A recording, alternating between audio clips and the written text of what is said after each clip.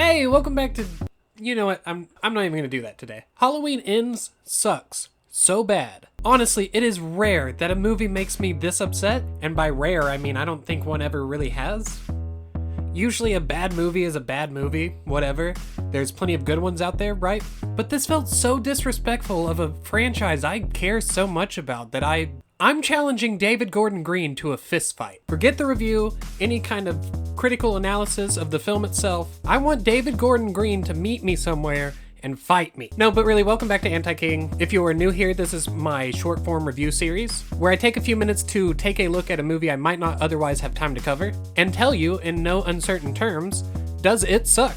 And today, I'm covering Halloween Ends. Unfortunately. I loved Halloween 2018, and despite it being so divisive, I'm a huge Halloween Kills apologist. I think it's legitimately a great horror movie. In all, Halloween is my favorite franchise. I even like the Thorn Saga and the Rob Zombie remakes. I am not afraid to defend a bad Halloween movie. And I say those two things really to let you know these two things. One, I went into this movie with unrealistically high expectations. And two, that if it had just been a little weird or featured one or two things I didn't like about it, I'd likely be able to look past those things and love this movie for what it is. But that's not the case here. Halloween's is not only just immediately the worst movie in the Halloween franchise, it's possibly one of the worst horror movies I've seen in a decade. And I do say that with the context that it is such an established property with such a huge budget. A movie made on $100,000 probably isn't going to be that good. This movie was produced and acted by legends. There's no reason it should be this bad. Now, I'm going to use this section to warn you that everything after this in this video will contain a spoiler. I usually don't do spoilers during this series, but I am so very mad about this movie, and there's no way to explain without ruining it. So if you're still planning to see this, I'd like to start by saying, please, do literally anything else with your time. I don't care who you are not a bad enough person to deserve having to sit through these 2 excruciating hours. That being said, turn the video off and come back later if you're still planning to see it. Okay, here we are. Spoiler City. You've been warned. In this series, I like to start by diving into things that I like about the movie first, but holy hell is that going to be hard today. The first 20 minutes or so is an awesome start. It sets up a cool idea for what could potentially be a weird character, and I think there's a lot of awesome directions that premise could have went after that. It didn't, but I guess the setup is worth something. Also, the last 10 minutes, which is Laurie and Michael's final showdown, are pretty good, but honestly, even that falls flat, after having to sit through the most muddled, pointless, and unrelated plot to ever make it into a Halloween movie. And I am absolutely including Season of the Witch in that. So that brings me into the things that I don't like, which is essentially the entire thing. I remember one of my few criticisms of Halloween Kills was that it made a very similar mistake to the original Halloween 2 in having Laurie Strode confined to a hospital bed for the entire runtime. This movie takes that and says, yeah, let's do that again. And while we're at it, let's do the same thing with Michael Myers. And while we're doing that, let's make sure that every piece of promotional material about this movie makes it seem like the duration of the runtime will be those two fighting. Okay, so the score. John Carpenter, Cody Carpenter both returned, they're great. But I get the sense that even they knew how shitty this movie was. The score in this compared to the first two is so contained. And a lot of the moments in the movie that would usually be scored by Carpenter are replaced with just the most bizarre, out-of-place needle drops. And what was this weird radio station wraparound thing they did in the opening credits and then again near the end? Did they think a radio talk show was somehow the best, most relevant device to summarize those points? That seems absurd. So what about Michael in this movie? Like I said, he's pretty much only in the last 10 or 15 minutes. Outside of popping up sparingly here and there. But even that is an issue, because when he does pop up, he's just been completely neutered. The first time we see him, he begins to choke this new character named Corey, who we'll fucking get to, trust me. Not only is he not strong enough to choke out this 19-year-old kid, but he transfers his power to him or something, what the fuck?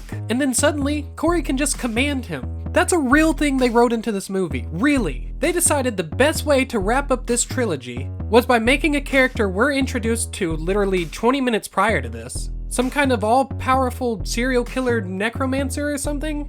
Like, what is that? What is that? And then sometime later in the movie, Corey decides that he wants Michael's mask, so he just goes and takes it from him. And this scene is particularly egregious because Michael Myers is essentially a fucking Three Stooges character in it. Like, I'm honest to God kinda surprised there wasn't some corny-ass bonk sound effect added. By the time the end rolls around and Michael takes up his mask to fight Laurie one last time, I honestly just found myself completely not caring. Why do I give a fuck about this dude? Laurie Strode is fine. I think they do some good things with how she's healed and become a more peaceful person since the first installment, but that's pretty much it. Taking this into consideration with her absence and kills, I honestly wonder if Curtis signed up for all of this with the understanding that she wouldn't have to do much in the sequels. Because honestly, how she's used here, in what's supposed to be the last ever Laurie Strode Halloween movie, is terrible. She sits around a house the whole movie besides one scene in a bar and the last 10 minutes, which is also in that same house. Why bring her back for this trilogy if she's going to be in a combined 3 rooms throughout the sequels? It is so frustrating to me that instead of writing a faithful and fitting finale to this saga, these writers decided to cram some girl falls for serial killer love story bullshit in the middle of this movie. Go make your own fucking movie, dude. Like, why, if you have this cool idea for a movie that involves like a guy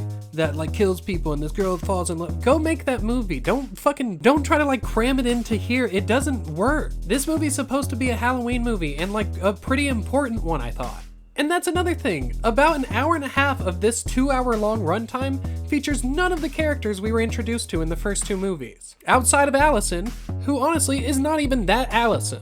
This character fucking sucks. Despite watching both of her parents and her ex be murdered, she's totally cool with Corey starting a murder spree. Despite seeing and talking at length about the massive traumatic shockwaves it can cause. It makes zero fucking sense. Allison is such a badass in the first 2, and for them to reduce her to like basically a Jeffrey Dahmer simp, like in this movie she's literally the kind of girl that tags her boyfriend in Harley Quinn Joker memes and shit. How the fuck does that line up with the feisty little badass we saw in 2018? Also, I'm a little unclear on this point, but I think she knows that Corey is teaming up with Michael Myers to commit these murders, i.e. the man who killed her parents, her ex, and almost her. And she's just cool with that. Not only that, but the bulk of this movie is some weird neon-drenched YA romance story. And honestly, it almost reads as like a school shooter fanfic or something. The whole idea behind it is so gross and fucking toxic. Even just how some of these scenes are scored and shot makes me want to rip my eyeballs out of their sockets and bury them underground. And listen, I'm just gonna outright say one of the parts that bothers me the most.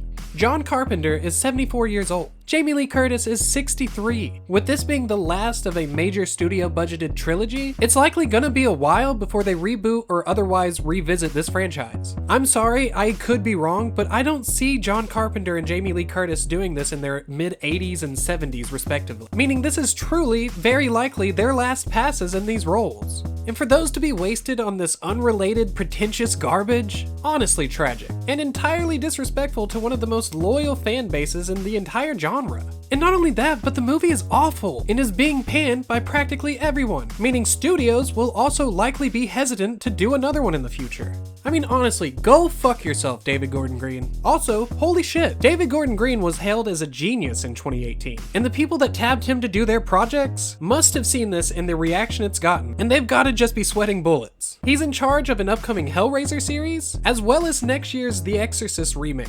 And man, if I was in charge of those productions, I'd be making every phone call I could to make sure this dude doesn't fuck it up, because boy did he fuck this one up. Thanks for watching this video. If you haven't yet, please like and subscribe. I'm doing just a ton of videos this month. A lot of them will be these kind of short form reviews. People seem to like them, so I'm just going to keep them coming. I also have another episode of Another Grisly Chapter covering Saw 4 coming out hopefully Monday or Tuesday.